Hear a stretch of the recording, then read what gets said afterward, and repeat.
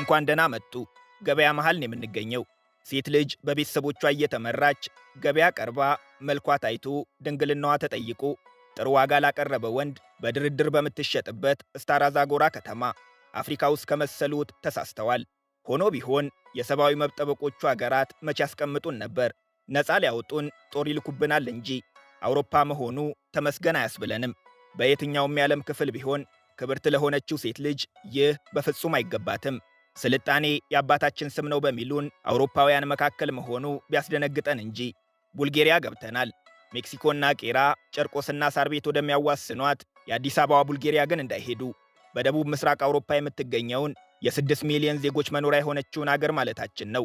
ቡልጌሪያ ካሏት 28 ግዛቶች በመካከለኛው የአገሪቱ ክፍል የምትገኘው ስታራ ዛጎራ አንዷ ናት። ዋና ከተማዋም በግዛቷ ስም ነው የምትጠራው፣ ስታራ ዛጎራ ትባላለች። ከተማዋ በየዓመቱ የምታካሂደው ለየት ያለ ገበያ የዓለም መነጋገሪያ አድርጓታል። ገበያው በሌላው ዓለም እንደለመድነው ቲማቲምና ቃሪያ፣ ጫማና ካልሲ፣ በሬና ዊስኪ የሚሸጡበት አይደለም። ሴት ልጅ ገበያ መሃል ቆማ ለማታውቀው ለማትወደው ጥሩ ዋጋ ላቀረበ ወንድ የምትሸጥበት እንጂ። እነሱ ባሽኮቮ ይሉታል። የተቀረው ዓለም ግን ካላይጂ ብራይዳል ማርኬት ነው የሚለው። የፈረንጆቹ አዲስ ዓመት በገባ በሦስተኛው ወር በዓመት አንዴ ይካሄዳል። ዕለቱ ሚስት በሚፈልጉ ወንዶችና ሴት ልጃቸውን ገበያ አቅርበው በጥሩ ዋጋ መሸጥ በሚፈልጉ ቤተሰቦች ዘንድ ዓመቱን ሙሉ በጉጉት የሚጠበቅ ነው። በእርግጥ ባል ማግኘት የሚችሉበት ብቸኛው መንገድ በመሆኑ ሴቶቹም በጉጉት አይጠብቁትም ማለት አይቻልም። በየዓመቱ መጋቢት በገባ የመጀመሪያው ቅዳሜ በሚካሄደው በዚህ ገበያ የወንዱ ቤተሰብ ዳጎስ ያለ ገንዘብ፣ የሴቷ ቤተሰቦች ደግሞ ውብ ልጃቸውን ይዘው ገበያ ይቀርባሉ። በካላይጂ ገበያ ለሽያጭ የቀረበች ሴት የተቆረጠ ዋጋ የላትም። ጥሩ ዋጋ እንድታወጣ ግን 3 መስፈርቶችን ማሟላት ይጠበቅባታል። ዕድሜዋ የመጀመሪያው ነው። የቡልጌሪያ የቤተሰብ ሕግ ከ18 ዓመት በታች የሆኑ ሴቶች ትዳር እንዳይመሠረቱ ቢከለክልም በስታራ ዛጎራ ገበያ ግን ዕድሜያቸው ከ13 እስከ 20 የሚገመቱ ሴቶች ለሽያጭ ይቀርባሉ። ትንሽ ዕድሜ ያላት ለግላጋ ታዳጊም ጥሩ ዋጋ ታወጣለች። ቁንጅና ሁለተኛው መስፈርት ነው። ልጅት በተፈጥሮ ቆንጆ ከሆነች ቤተሰቦቿ ጥሩ የመደራደሪያ መስፈርት አገኙ ማለት ነው። ያም ሆኖ በልጃቸው ተፈጥሯዊ ውበት ተማምነው እጃቸውን አጣጥፎ አይቀመጡም። አለኝ የሚሉትን ገንዘብ አውጥተው ሴት ልጃቸው ከተፈጥሯዊ ውበቷ በላይ ጎልታ እንድትታይ ከራስ ፀጉሯ እስከ እግር ጥፍሯ በቻሉት ሁሉ ያስውቧታል። የአንገትና የጆሮ ጌጥም ይገዙላታል።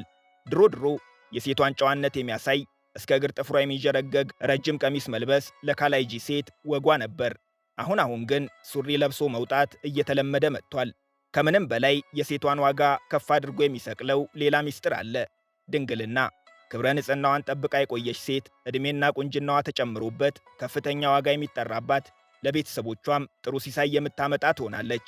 በተቃራኒው ለግላጋዋን ወጣት ቆንጅየዋን ልጅ ድንግሏን ሴት የሚያገባት ወንድ ማንነት ግን በሴቷ መስፈርቶች ልክ አይለካም። በእርግጥ ወጣት ቢሆንም ዕድሜው ከቁጥር አይገባም፣ ቁንጅናውም አይጠየቅም። ድንግልናውማ እንዴት ተደርጎ? ወንዱ የሚመረጠው መጅረጥ አድርጎ በሚከፍለው የገንዘብ መጠን ነው። እናም ቆንጆ ዋጋ የከፈለ ወንድ ቆንጆ ሴት ያገባል። ለልጆቻቸው ከፍ ያለ ዋጋ መጥራት ለሴቷ ቤተሰቦች ጥሩ ገቢ ከማስገኘቱም ባለፈ ልጃቸው ጥሩ ቤት እንደገባች የወደፊት ሕይወቷም የሰመረ እንደሚሆን ትልቁ ማረጋገጫ ነው። እናም የዋጋ ድርድሩ ከመርካቶ የጦፈ ነው። ምን ድርድር ቢደረግ ግን የሴቷ ዋጋ ከጊዜ ወደ ጊዜ ሲጨምር እንጂ ሲቀንስ አይታይም። ዛሬ ላይ የትዳር አጋር የምትሆናቸውን ሴት ለማግኘት የካላይጂ ወንዶች በትንሹ 10,000 ከፍ ሲል $20,000 መክፈል ይኖርባቸዋል። የሙሽሪት ውበቷ ከፍ ካለ ደግሞ ዋጋዋ ከዚህም በላይ ሊጨምር ይችላል። ሴቷ በካላይጂ ገበያ ቀርባ ገዢ ካላገኘች ወይም ቤተሰቦቿ በተሰጠው ዋጋ ካልተስማሙ ወደ ቤት ሄዳ የሚቀጥለውን ዓመት ገበያ ትጠብቃለች ማለት ነው። ቡልጌሪያ ከአውሮፓ ኅብረት አባል አገራት ሁሉ ድሃ የምትባለው አገር ናት። የካላይጂ ብሔረሰቦች ደግሞ ድሃ በሆነችው ቡልጌሪያም ከሕዝቦቿ ሁሉ በከፋ ድህነት የሚታወቁ ዝቅተኛ የኑሮ ደረጃ ያላቸው ናቸው። እናም ለካላይጂ ወጣቶች $20,000 ዓመቱን ሙሉ ለፍተው የማያገኙት ከፍተኛ ገንዘብ ነው። ድሮ ገንዘቡ አነስተኛና በቤተሰቦቻቸው የሚሸፈን በመሆኑ የካላይጂ ወንዶች ብዙም ችግር አይገጥማቸውም ነበር። አሁን ላይ ግን ለሴቶቹ የሚጠራው ዋጋ አልቀመስ እያለ በመምጣቱ ወጣት ወንዶች ሚስት ከማግባታቸው በፊት ወደ ጎረቤት አገራት ተሰደው ሥራ መሥራትና ገንዘብ ማጠራቀም ይኖርባቸዋል። በእርግጥ ከሩቅ ሆኖ ጉዳዩን ለሚሰማ ሰው የመፍትሄ ሐሳቡ ቀላል ነው።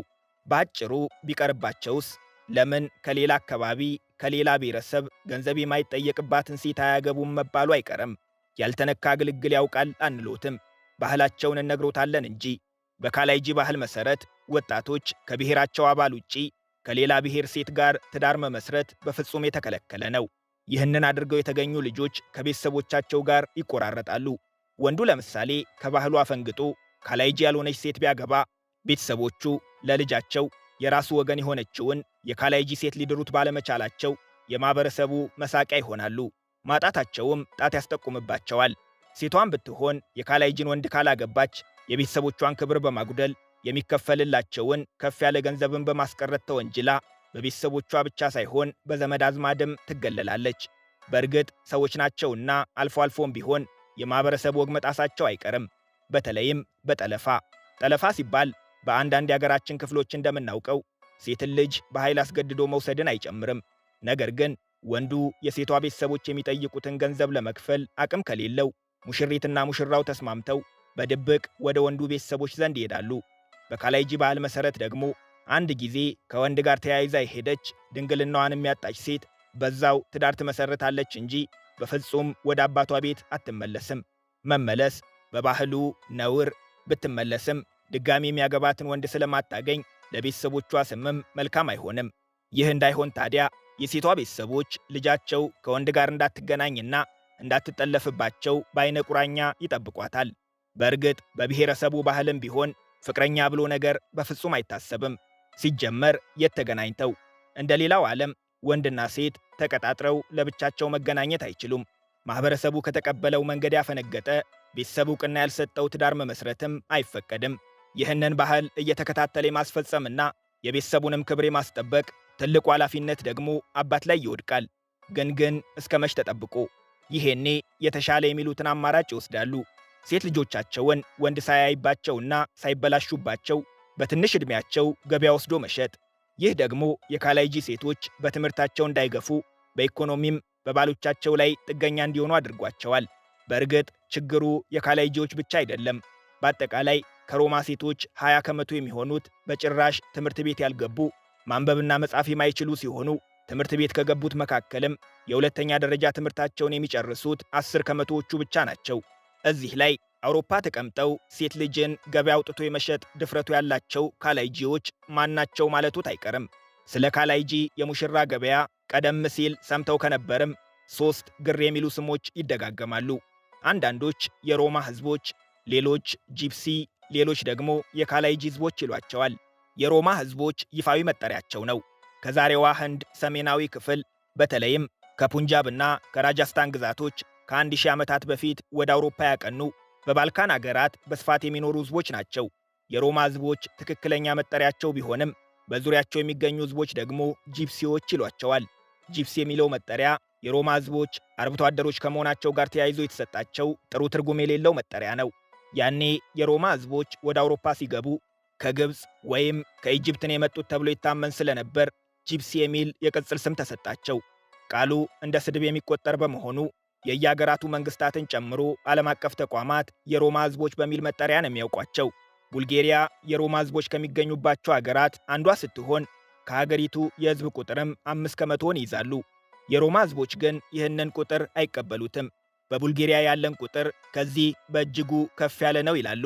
የሮማ ሕዝቦች በነገድ የተከፋፈሉ ሲሆኑ የዛሬ ርዕሰ ጉዳዮቻችን የሆኑት ሴትን ልጅ ገበያ ቆሞ የሚሸጡት የካላይጂ ነገዶች ናቸው። ካላይጂዎች በብረታ ብረት የእጅ ሙያ የተካኑ፣ በዚህ ሙያቸውም በመላዋ ቡልጌሪያ ተበታትነው የሚሰሩ፣ በዋናነት ግን በመካከለኛው ቡልጌሪያ በምትገኘው በስታራ ዛጎራ ግዛት በርከት ብለው የሚኖሩ ሕዝቦች ናቸው። በቁጥር 18000 ይገመታሉ። ቀደም ሲል እንዳስቀመጥነው የብሔረሰባችን ቁጥር ይሁነኝ ተብሎ ይቀነሳል ብለው ስለሚያምኑ ካላይጂዎችም 18000 የሚለውን ቁጥር አይስማሙበትም። በእርግጥ ይህ ቁጥር ለበርካታ አስርት ዓመታት ከፍ ብሎ የማያውቅ እንደመሆኑ ጥርጣሬም ማጫሩ አይቀርም። ስታራ ዛጎራ የካላይጂ ሕዝቦች መኖሪያ ከሆኑ ከተሞች ትልቋና የካላይጂ ብራይዳል ማርኬት የሚገኝባት ከተማም ናት። ገበያው በኮቪድ-19 ወቅት ለተወሰኑ ዓመታት ተቋርጦ የነበረ ቢሆንም አሁን ግን እንደ አዲስ ቀጥሏል። የገበያው ዋና ዓላማ ለሴቷ ገዢ ማግኘት ሲሆን እንደለመድናቸው የግብይት ሥርዓቶች ግን እጅ በእጅ የሚፈጸም አይደለም። ቀብድ መክፈል እንደተጠበቀ ሆኖ ገዢና ሻጭ ከተስማሙ በኋላ የጋብቻው ሂደት በርከት ያሉ ባህላዊ ሥርዓቶችን ማለፍ ስላለበት የወራት ዕድሜ ሊወስድ ይችላል። እናም ዋናውን ጉዳይ ወደ ቤት ተመልሰው ነው የሚጨርሱት። የሙሽራ ገበያው አሁናዊ ገጽታ ከቀድሞው በእጅጉ የተለየ ነው ይላሉ የካላይጂ ባህል አጥኚዎች። ቀድሞ ሴቷ ገበያ ቀርባ ለማታውቀው ወንድ ነበር የምትሸጠው። አሁን ግን ማኅበራዊ ሚዲያ በመስፋፋቱ የካላይጂ ወጣቶች ውጪ ተቀጣጥሮ መገናኘት ባይፈቀድላቸውም በየቤታቸው ሆነው በማኅበራዊ ሚዲያ ይተዋወቃሉ። ትውውቁ ቀጥሎ መፈላለጋቸው በርትቶ ነገርየው ወደ ፍቅር ከተቀየረ በዓመት አንድ የሚካሄደውን የሙሽራ ገበያ በተስፋ መጠበቅ ግን ባህላዊ ግዴታቸው ነው። በዕለቱ ሴቷ ለገበያ ስትቀርብ ወንዱ ቤተሰቦቹ የሚወዳትን ሴት ጥሩ ዋጋ አቅርበው እንዲገዙለት ያሳምናቸዋል። በእርግጥ የካላይጂ ሕዝቦች መግዛትና መሸጥ የሚሉት ቃላት የሙሽራ ገበያችንን አይገልጹትም፣ ሌላው ዓለምም ባህላችንን በወጉ አልተረዳልንም ሲሉ ይከራከራሉ።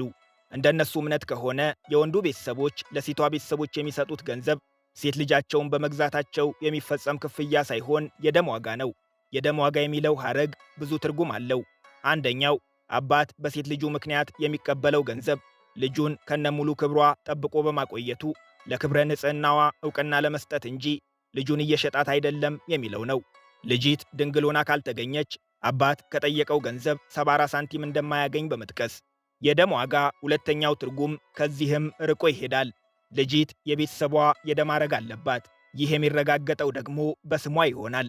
ትዳር እስክትይዝ መጠሪያዋ የአባቷና የአባቷ የቤተሰብ ስም ይሆናል። ስታገባ ግን ነገሮች ይቀየራሉ። የአባቷና የአባቷ የቤተሰብ ስም ቀርቶ በባሏ ቤተሰቦች ስም መጠራት ትጀምራለች።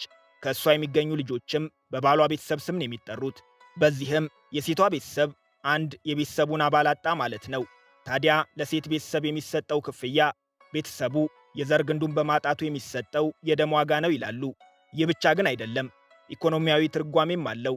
ድሃ በሆኑት የካላይጂ ቤተሰቦች ውስጥ ሴት ልጅ የተለያዩ ሥራዎችን በመሥራት ቤተሰቦቿን ታግዛለች።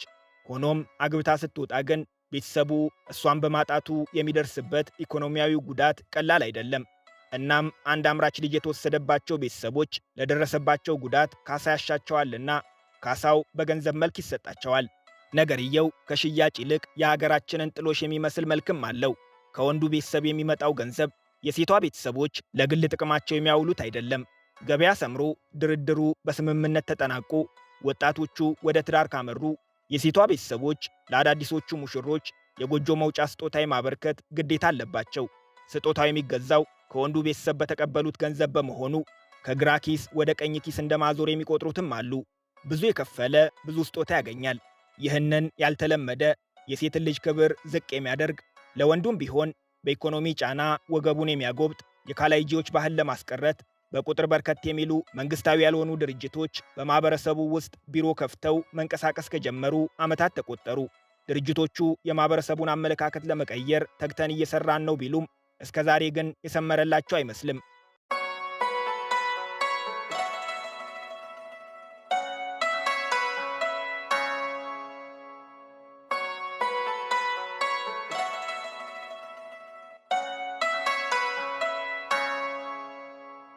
ከአውሮፓ ወጥተናል። እንቆቅልሽ በሆነችው ዓለም ሕልም የሚመስል ሕይወት ልናይ ከካላይጂ ሕዝቦች ፍጹም ተቃራኒ የሆነ ማኅበረሰብ በሚገኝባት ሌላ አገር ተገኝተናል። አሁን የምንነግራችሁ ባህል ወንዶች በሚዘውሯት ዓለም ሴት ልጅ ገበያ ቆማ በምትሸጥበት፣ የጾታ እኩልነት ጥያቄ በአራቱም ማዕዘናት በሚነሳባት ዓለም እንኳንና በውን በሕልማችንም አንጠብቀውም።